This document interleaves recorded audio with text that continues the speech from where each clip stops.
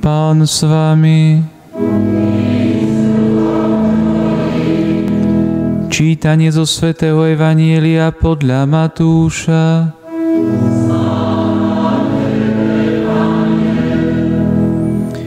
Jedenácti učeníci odišli do Galilei na vrch, kam im Ježiš rozkázal. Keď ho uvideli, klaňali sa mu, no niektorí pochybovali.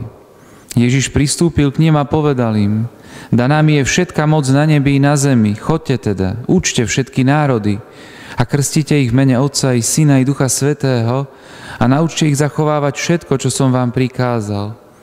A hľa, ja som s vami po všetky dni až do skončenia sveta. Počuli sme slovo Pánovo.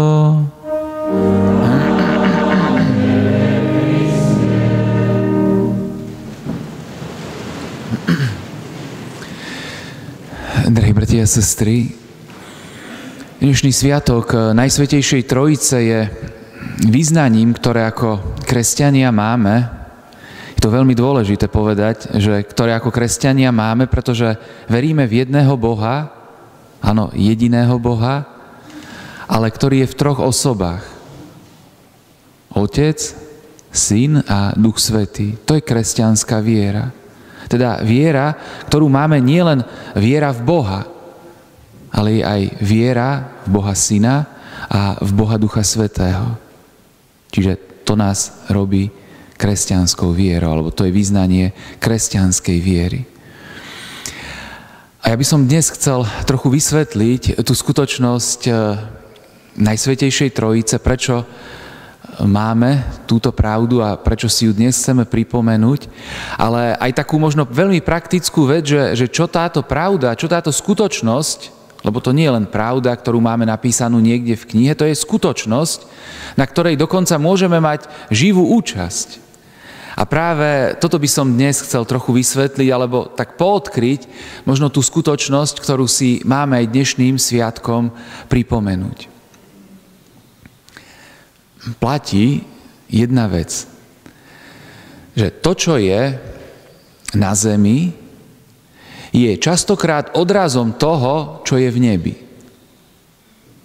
A že veci pozemské sú odrazom a majú svoj vzor vo veciach nebeských. Čo to znamená? Že aj človek nežije sám, ale človek žije v spoločenstve osôb. A to najmenšie spoločenstvo osôb nazývame rodina. Potom je napríklad väčšie spoločenstvo osôb, napríklad mesto alebo dedina. Ešte väčšie spoločenstvo osôb je nejaký štát. Ale najmenším spoločenstvom osôb, ktoré my ako ľudia sme schopní vytvoriť, je rodina. A keď platí tá zásada, že veci pozemské sú odrazom nebeských vecí, tak aj vlastne celá tá myšlienka, že prečo je človek schopný vytvárať spoločenstvo osôb, má svoj nebeský vzor. Že Boh podľa seba a to, že on sám žije v spoločenstve osôb, vlastne tvorí človeka a dáva ten základný akoby koncept rodiny, v ktorej bude žiť aj človek, ktorý je na zemi. Čiže to nebeské sa potom odráža v tom pozemskom. A celý ten koncept rodiny ako najmenšieho ľudského spoločenstva má svoj základ v tej nebeskej rodine, ktorú tvorí Boh ako spoločenstvo osôb, Otec, Syn a Duch Svätý. A to je úžasná vec, že veci pozemské sú častokrát naozaj odrazom a obrazom vecí nebeských. Takže naozaj aj rodina ako spoločenstvo osôb má naozaj svoj základ v Bohu. Boh tiež nežije sám, ale žije ako spoločenstvo osôb. Naozaj ako Otec, Syn a Duch Svätý. To je také možno veľmi jednoduché priblíženie toho, že tá pravda Najsvätejšej Trojice je viditeľná aj v tom ľudskom svete. Je naozaj viditeľná aj v tom ľudskom svete medzi nami. A vlastne my sami sme odrazom tých vecí nebeských. Človek ako taký, ako stvorený na Boží obraz a zároveň žijúci v rodine ako v najmenšom spoločenstve osôb, ktoré je schopný človek vytvárať. Ale je tu ešte jedna skutočnosť, ktorú si môžeme priblížiť. A vám to poviem na takom príklade jedného môjho známeho, ktorého poznám. A on mi pred nedávnom ukázal fotografiu svojej rodiny. A ja, keď som ho spoznal v tom čase, tak som vedel, že jeho najbližšiu rodinu tvorí 5 osôb. Teda 2 manželia, 2 synovia a dcéra. Ale keď mi ukazoval tú fotografiu svojej rodiny dnes, tak bolo tam oveľa viac ľudí. A ja som sa ho mohol opýtať, ale títo ďalší 3, ktorí sú tam, veď oni nie sú z vašej rodiny. Vy ste boli 5. Máte 2 synov a 1 dcéru. Vy ste boli 5. A prečo je tam viac osôb, ako je vaša rodina? Veď títo nepatria do vašej rodiny, nepochádzajú z nej. A on hovorí, nie, patria. Oni sa do našej rodiny oženili alebo vydali. Tí 2 synovia sa oženili, čiže do tej rodiny, ktorá mala pôvodne 5 členov, vstupujú 2 nevesty. A tá dcéra sa tiež vydala a vstupuje zať. A už majú aj vnúčatá, už je tam viac vnúčat. Ako vstúpili tí 3, ktorí nepatrili pôvodne do tej rodiny? Ako do nej vstúpili? Ako sa stali jej súčasťou? A dokonca tieto nevesty a zaťovia im hovoria otec a mama. A on im tiež hovorí, že akoby syna a dcéra. Ale veď oni nepochádzajú z tej rodiny, oni sa do nej nenarodili. A predsa dnes do nej patria. Ako? No tým, že spojili svoje životy s tými, ktorí do tej rodiny patrili.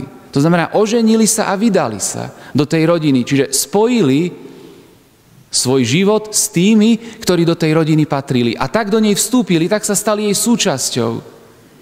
A tak majú nového otca a tak majú novú mamu. A to isté platí, drahí bratia a sestry, o Bohu. Že aj Boh v nás ľuďoch chce vytvárať novú rodinu, ktorú má.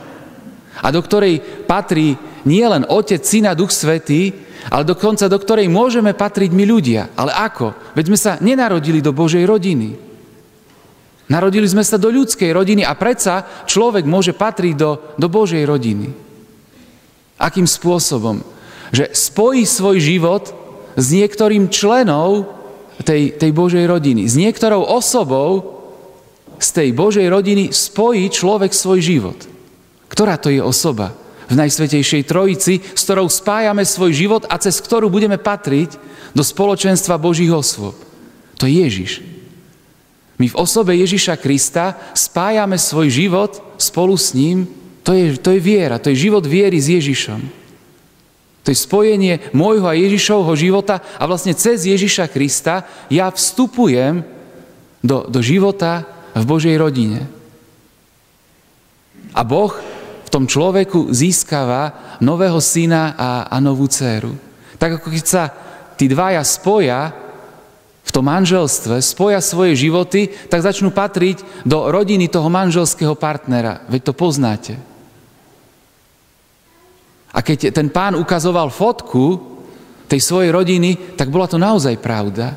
Aj tí, ktorí sa do nej nenarodili pôvodne, tak do nej dnes patria. Lebo spojili svoje životy s tými, ktorí tú rodinu tvoria cez manželstvo.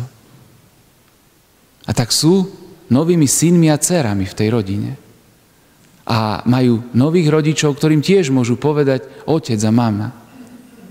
To je skutočnosť, ktorá je znova viditeľná na tejto zemi. A ktorá, myslím si, že je duchovným odrazom a obrazom toho, čo robí Boh v osobe Ježiša Krista s nami. Ak ja spojím svoj život s Ježišom, tak hoci som sa nenarodil do Božej rodiny fyzicky a predsa cez Ježiša a ja ako človek môžem patriť do spoločenstva Otca, Syna a Ducha Svätého. Cez osobu Ježiša Krista. keď má niekto veľkú rodinu, či už tu naozaj tú pokrvnú v mnohých deťoch, ktoré má, alebo či v tých mnohých záťoch a nevestách a v mnohých vnúčatách, tak by sme ho mohli nazvať, že to je akoby veľký otec. Lebo veľký otec má veľkú rodinu. A takýmto veľkým otcom je aj náš Boh. Viete, keď získa nás ľudí, keď získa mnohých cez Ježiša Krista, aby sa stal členom jeho rodiny, tak on tiež akoby ukáže tú svoju nebeskú fotku a povie, ľudia, možno anjeli, pozerajte na to, to je moja rodina, ktorú mám. A viete, je tam aj vaša tvár. Je tam Otec, Syn a Duch Svätý, ale sú tam aj ľudské tváre, ktoré Boh má a o ktorých tiež povie, že to sú moje deti. Lebo spojili svoje životy cez Ježiša a vstúpili do našej rodiny, do našej nebeskej Božej rodiny. A patria tam, cez osobu Ježiša Krista. A to je, drahí bratia a sestry, skutočnosť, ktorú naozaj ako kresťania môžeme vďaka Ježišovi žiť. Vďaka Ježišovi žiť. Nemáme Boží pôvod, máme ľudský pôvod, máme pozemský pôvod a predsa cez toho nebeského, čiže cez Ježiša, ktorý sa stal pozemským, sa aj my stávame tými nebeskými. A začíname cez osobu Ježiša Krista a spojenie svojho života s ním patrí do Božej rodiny. A do nej patrí naozaj množstvo ľudí na celom svete, množstvo ľudí. Áno, ešte nie všetci, ale množstvo ľudí, ktorí poznajú Ježiša, spájajú s ním svoj život, už patria do Božej rodiny. A preto Boh je veľký otec. Žiaden otec na tejto zemi nemá tak veľkú rodinu alebo vo vesmíre ako náš nebeský otec. V nás ľuďoch a v Ježišovi, ktorého nám dáva, aby s nami mohol vytvoriť Božiu rodinu, aby nás mohol prijať do spoločenstva Otca, Syna a Ducha Svätého. A to je, drahí bratia a sestry, nielen pravda, ale je to skutočnosť, ktorú ako kresťania môžeme každodenne prežívať. Že ja ako človek, áno, som súčasťou ľudskej rodiny, do ktorej patrím, ale že cez Ježiša a vďaka Ježišovi som súčasťou aj Božej rodiny. A mám naozaj veľkého Otca, ktorý je v nebi a ktorý má mnohých synov a mnohé dcéry v nás ľuďoch, keď nás naozaj v Kristovi prijal za svojich. A to je, myslím si, že aj tak, ako to hovoríme v tom príklade, naozaj tak milé a tak príjemné. Ten starý otec, ktorého poznám z tej rodiny, viete, on je tak hrdý, otec a starý otec, keď ukazoval tú fotku a tam sa všetci odfotili, boli niekde na výlete a hovorí, toto je moja rodina. Viete, to je veľká rodina. On sa z toho tak teší. Čiže on je taký veľký starý otec. A veľký otec v tej rodine, ktorú má. O čo viac musí byť hrdý Boh a radostný Boh, keď v nás ľuďoch vytvára takú rodinu. A keď povie a ukáže tú nebeskú fotografiu anielom, povie, to sú moje deti. To sú moji noví synovia a dcéry.